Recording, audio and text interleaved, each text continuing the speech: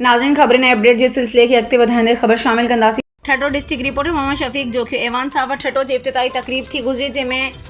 MN Syed Ayaz Shah Shirazi मेहमान ख़ास हुआ। ठठे जे ऐवान साहब जे हर पुरवकार तकरीब में तिलावत कलाम पाक जी सादत इरशाद गंदरो खे हासिल थी। ऐवान साहब जे हिन प्रोग्राम में सियासतदान, समाजी रहनुमाउनि, साफ़िन, सोशल वर्करनि, शहरनि वॾे तादाद में शिरकत कई।